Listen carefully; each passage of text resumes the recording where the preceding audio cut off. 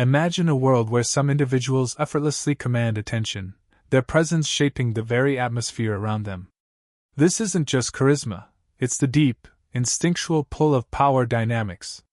Why do certain people seem born to lead, to influence, to simply dominate? It's a question that has fascinated humanity for millennia, touching upon our deepest biological and social drives. This isn't about aggression or malice. It's about a fundamental aspect of social interaction, a natural current that flows beneath the surface of our daily lives, often unnoticed. In this series, we'll dissect the why behind this inherent drive. We'll explore the evolutionary roots, the psychological underpinnings, and the societal impacts of those who naturally embrace dominance. Prepare to understand the unseen forces that shape our relationships, our careers, and our very perception of ourselves and others. This is the essence of power. Our journey begins not in boardrooms, but in the wild. For our ancient ancestors, dominance was a survival imperative, a clear pathway to resources, safety, and procreation. Think of early human tribal structures. A strong leader ensured the group's survival against predators and rival tribes. This wasn't about cruelty, but about effective decision-making and protection. This primal blueprint is deeply encoded within us. The desire to lead, to be decisive, and to secure one's position has been honed over countless generations. It's hardwired. Even today, subtle cues of dominance can be observed in animal kingdom interactions. These behaviors, refined over millions of years, offer a fascinating glimpse into our own inherent tendencies. The instinct to establish and maintain a certain social standing, to feel in control, is a legacy of this ancient past. It's a powerful, often unconscious, driver of our actions. But it's not just about ancient instincts. Our brains are wired with specific neurochemical pathways that actively reinforce dominant behaviors. These chemicals play a crucial role. When we assert ourselves or take charge, our brains release a cocktail of powerful chemicals. Testosterone, for instance, is strongly linked to confidence and the drive to compete and win. Dopamine, the brain's reward chemical, is also activated. Successfully navigating a dominant situation provides a sense of accomplishment and pleasure, creating a feedback loop that encourages more of the same. Cortisol, often associated with stress, also plays a complex role. While high cortisol can be detrimental, moderate levels can actually sharpen focus and drive, especially in competitive scenarios. These neurochemical responses create a compelling internal reward system. For some, the experience of exerting influence and achieving dominance is intrinsically gratifying, making it feel naturally appealing. Our environment also plays a significant role. From childhood, we observe and internalize societal norms and expectations regarding power and leadership. We learn by watching. Societies often implicitly reward dominant traits, assertiveness, decisiveness, and the ability to influence others. These behaviors are frequently associated with success and respect. Conversely, submissive behaviors might be discouraged or overlooked.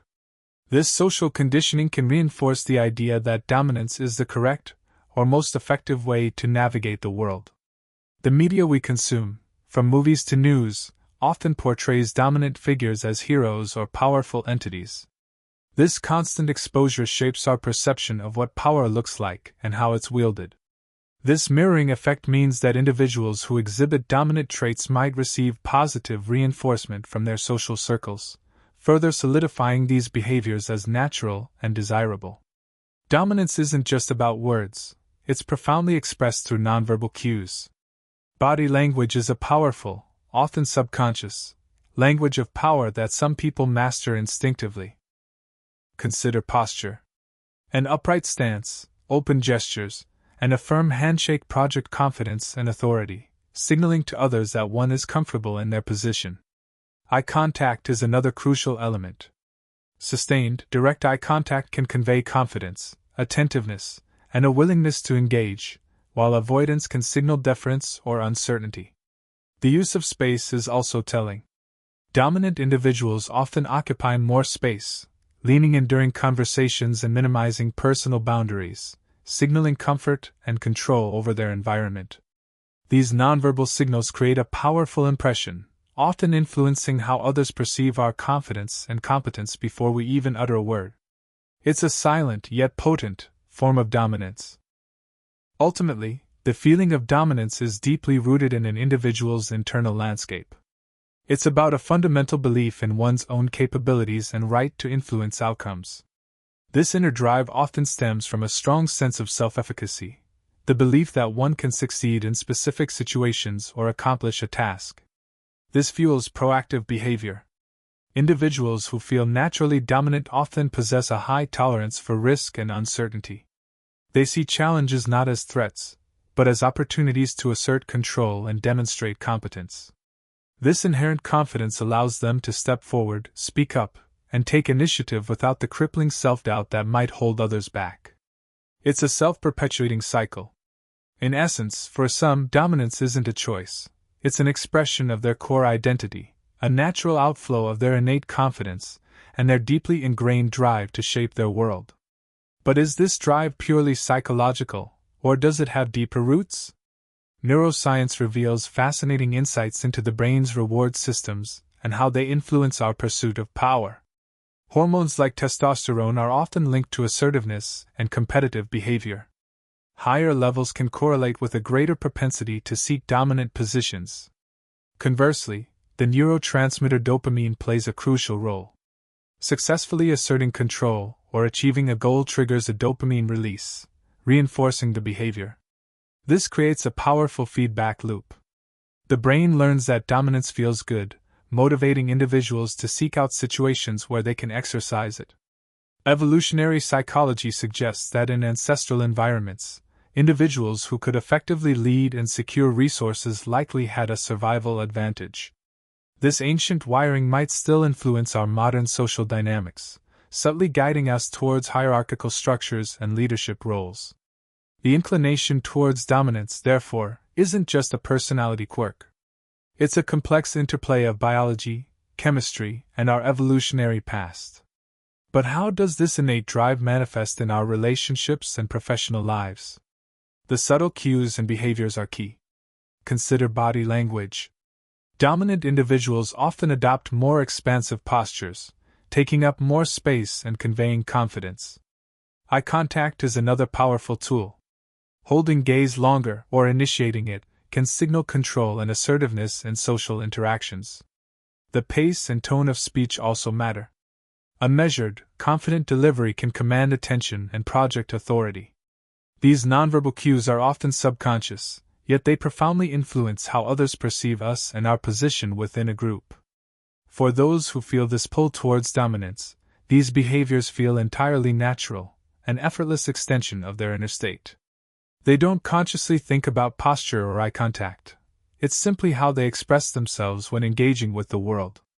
This intrinsic comfort with asserting oneself sets the stage for their interactions, often shaping the power dynamics before a word is even spoken. So, while some may find these assertive behaviors challenging, for others, it's an authentic and ingrained way of being. It's a fundamental aspect of their personality, deeply connected to their biological predispositions and learned responses. But what happens when this natural dominance is challenged, or when it clashes with the dynamics of others? When the established order is questioned, the natural dominator often feels a primal urge to reassert control. This isn't necessarily malice, but a deep-seated instinct to maintain equilibrium as they perceive it. This reassertion can manifest in subtle ways: a raised eyebrow, a dismissive tone, or strategically withholding information. These aren't always conscious tactics, but rather automatic responses honed over time. Conversely, those who are not naturally dominant might experience this pushback as intimidation or unfairness. The clash arises from fundamentally different interpretations of social interaction. The physiological response to perceived threats to dominance can be significant. Adrenaline surges, preparing the body for a confrontation, even if it's purely psychological. For the dominant individual, this state of heightened readiness feels energizing, a confirmation of their ability to navigate and influence their environment. It's a cycle of action and reaction. But what happens when this dominance is met with unexpected resistance? When a subordinate doesn't defer, or an equal challenges their authority directly? This is where the true test begins. The natural dominator's toolkit is extensive. They might escalate tactics, becoming more forceful, or they might strategically withdraw, planning a more calculated approach. This strategic pause isn't weakness, it's often a sign of intelligence and a deeper understanding of power dynamics. The goal is not just to win, but to maintain a position of influence. The social environment plays a crucial role. In some cultures or workplaces, dominant traits are actively encouraged and rewarded, reinforcing the behavior. In others, such assertiveness might be seen as aggressive, leading to social ostracization or professional setbacks. This external feedback shapes how dominance is expressed. The neurochemical underpinnings are fascinating. Testosterone, for instance, is often linked to aggression and competitiveness, traits that can be amplified in dominant personalities. Dopamine, the reward chemical, also plays a part. Successfully asserting dominance can trigger a dopamine release, creating a positive feedback loop that encourages the behavior. This biological predisposition doesn't dictate destiny, but it provides a foundation. Environment and personal choices then build upon this biological blueprint. The individual's self-perception is key. Those who see themselves as natural leaders are more likely to act in ways that confirm this self-image, regardless of external validation. This internal conviction can be incredibly powerful, allowing them to navigate complex social landscapes with a seemingly innate understanding of how to command attention and respect. However, this same conviction can blind them to the perspectives of others, leading to misunderstandings and conflict when their inherent drive clashes with differing needs. The challenge for the naturally dominant is to temper their instincts with empathy and a willingness to collaborate, ensuring their power serves a constructive purpose. This requires conscious effort, a deliberate stepping back from the automatic responses that feel so natural, to consider the impact on the collective. The interplay between innate drive and learned behavior creates a complex tapestry. Dominance isn't a simple switch, it's a spectrum shaped by biology, psychology, and social context. Understanding these dynamics is crucial for fostering healthier relationships and more effective collaborations. It allows us to appreciate the motivations behind different behaviors. For those who find dominance natural, the journey is about channeling that energy constructively. For others, it's about understanding and navigating these powerful currents. The ultimate goal isn't to eliminate dominance, but to understand its roots and guide its expression towards positive outcomes for all involved. This leads us to the final piece of the puzzle. How do we manage these inherent power dynamics in our daily interactions, and what does true leadership look like? True leadership isn't about wielding power over others, but empowering them to reach their full potential. It's about creating an environment where everyone feels valued and heard. This involves active listening, empathy, and a genuine commitment to the collective good. Leaders who prioritize these qualities foster trust and build stronger, more resilient relationships. Recognizing your own natural inclinations towards dominance or submission is the first step. Self-awareness allows you to consciously choose your behavior, rather than being driven by instinct alone. When we understand these dynamics, we can adapt our approach. This might mean stepping back when someone else needs to lead, or offering support when a more dominant presence is required. It's about finding the right balance, a dance of influence and deference. This fluidity ensures that power is distributed effectively, preventing stagnation and encouraging growth within groups. Consider the impact of unchecked dominance, resentment, burnout, and stifled creativity. These negative outcomes can cripple teams and relationships, highlighting the need for conscious management. Conversely, a healthy power dynamic fosters psychological safety. People feel secure enough to take risks, share ideas, and be their authentic selves without fear of judgment or reprisal. This environment encourages innovation. When diverse perspectives are welcomed and power is shared, groundbreaking solutions emerge. It's where the magic truly happens, fueled by collective intelligence. Think about the ancient concept of servant leadership. The leader's primary role is to serve their team, removing obstacles and fostering an environment where others can excel. This is true strength. This approach shifts the focus from personal gain to collective well-being. It's a powerful model that cultivates loyalty, dedication, and a shared sense of purpose among all members. Understanding your role in power dynamics isn't just academic, it's practical. It impacts your relationships, your career, and your overall happiness. Conscious navigation leads to more fulfilling interactions. The key is to be mindful. Observe your own reactions and the reactions of others. Are you dominating a conversation, or are you actively creating space for others to contribute their insights? In professional settings, this translates to inclusive meeting practices and equitable delegation. It's about ensuring that opportunities for influence are spread widely, not concentrated in a few hands.